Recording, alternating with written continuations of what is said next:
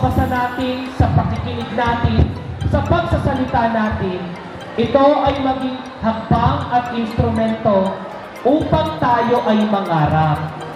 Dahil sa bawat titik na inyong pinabasa, gumagana ang inyong mga kaisipan, nagbubukas ito ng iba't ibang kaisipan, nagbubukas ito ng pintuan ng imahinasyon, magbubukas ito ng mga pintuan ng inyong mga pangarap sa hinaharap. No. Okay, so nowadays po, just like what I mentioned earlier, it is imperative to everyone to use the gadget, technology, ng mas maayos. Kasi napakahirap po ngayon sapagkat hindi lahat marunong magbasa na may pangunawa. Tama? Yung iba, pag may nakita, sinishare agad na hindi na binabasa. Pero the mere fact that you are really a Tropicalian, you should know everything that you're going to share in social media, especially the topic that you are discussing inside and outside the school premises. A simple act of reading, we can unlock doors to knowledge, creativity, and a world and future that is filled with possibilities. And that's how dreams work. Is magbasa, mangarap, and magdiwang. And within these three words lies with the foundation of our progress as a nation. You, all of you, how dare you to even stare at me? Why?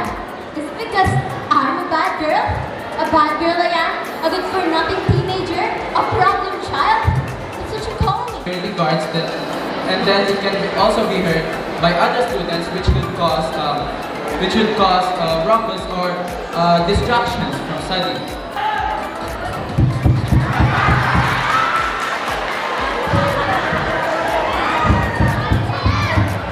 I never got mothers. Girls, curse, will, love. Talk.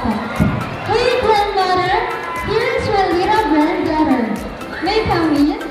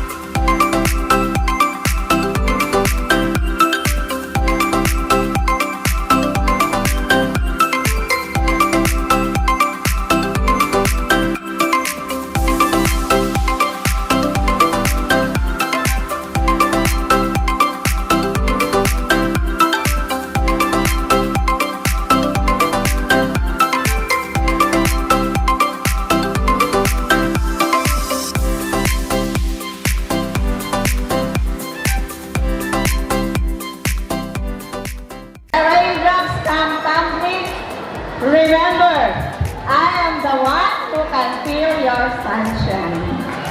Isang magandang araw po muli at isang pasasalamat sa lahat ng nakilahok sa mga mag-aaral.